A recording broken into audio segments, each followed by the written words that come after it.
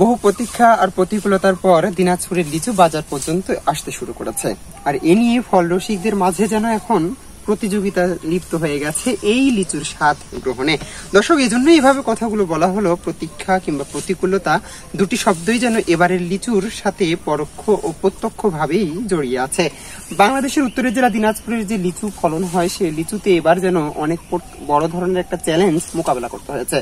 প্রাকৃতিক প্রতিকূলতা ছিল, তাপদা, অনাবৃষ্টি, আরও ছিল ঘূর্ণিঝড়ের মতন কঠিন প্রাকৃতিক প্রতিকূলতা। সেসব এড়িয়ে এবার বাজার পর্যন্ত এসব দিনাজপুরের লিচু আসতে যেন অনেকটা চ্যালেঞ্জ মোকাবেলা করতে হয়েছে এসব লিচু চাষিদেরকে।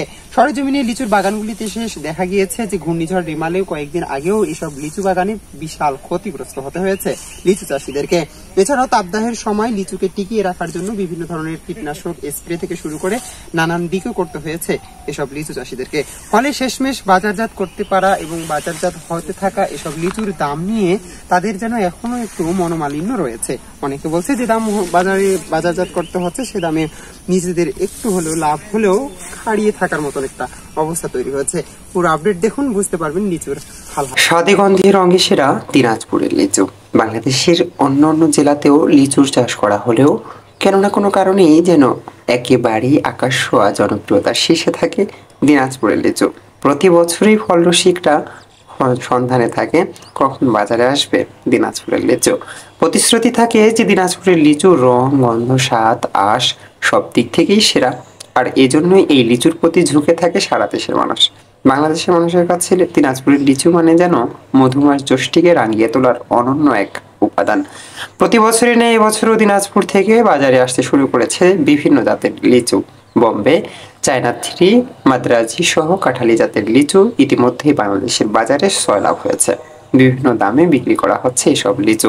তবে লিচুর ফলন, লিচুর আকার, লিচুতে এবার বৈরী আবহাওয়ার প্রভাব কতটা পড়েছে সেসব বিষয়েই আমাদের পর্যবেক্ষণ।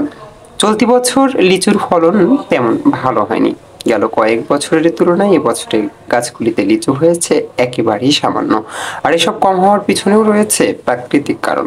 বিশেষ করে চলতি মৌসুমে তাপদা, অনাবৃষ্টি, আবার গেল কয়েকদিন ধরে ঘূর্ণিঝড় রেমালের পরবর্তী সময়ে এসে ঝড় ও ঝাপটে অনেকটা ক্ষতিগ্রস্ত হয়েছে লিচুর ফলন। তবে যা ফলন হয়েছে সেসবেও দাম যদি ভালো হয়, সেসব দাম দিয়েও ঘুরে ওঠার চেষ্টা করছে চাষিরা। সরেজমিনে দেখা গিয়েছে দিনাজপুরে এখন সর্বত্রই গাছ থেকে লিচু সংগ্রহ করছে লিচু চাষিরা। আর এই লিচু ছড়িয়ে দেওয়া হচ্ছে দেশের বিভিন্ন স্থানে। আর এই লিচুকে কেন্দ্র করেই কর্মসংস্থান হয়েছে অনেক নারী পুরুষের। সরেজমিনে দেখা গিয়েছে বয়োবৃদ্ধ থেকে শুরু করে ছোট ছোট বাচ্চারা সকলেই স্বাচ্ছন্দ্যভাবেই এই লিচুতে নিজেদের আত্মনিয়োগ করেছে। ফলে হালকা একটা রোজগারেরও একটা পথ হয়েছে বলে মনে করছেন এসব লিচু বাগানের আশপাশের বাসিন্দারা। দিনাজপুরের 13টি উপজেলা ছাড়াও দিনাজপুরের অন্য অন্য পার্শ্ববর্তী জেলাগুলিতেও লিচুর ফলন হয়ে থাকে, ঠাকুরগাঁও, পঞ্চগড়। তবে এসব অঞ্চলে লিচুর ফলন খানিকটা কম হলেও সবচেয়ে দিনাজপুরের লিচু ফলন থেকে শুরু করে রং, স্বাদ, গন্ধ সবকিছুতেই অতুলনীয়। বাংলাদেশের লিচুর রাজধানী বলা হয়ে থাকে পাবনার ঈশ্বরদীকে। ঈশ্বরদীতে যত লিচু বাগান আছে তাতে যে ফলন হয়ে থাকে এবং স্বাদ, রং সেসবের চেয়েও একেবারেই আলাদা দিনাজপুরের লিচু। আর এই জন্যই দিনাজপুরের লিচুকে অতি আগ্রহের সাথেই নেওয়া হয়। বাংলাদেশের উত্তরের জেলা দিনাজপুরে গেল কয়েক বছর ধরে বাণিজ্যিকভাবেই শতাধিক হেক্টর জমিতে লিচুর চাষ করা হচ্ছে।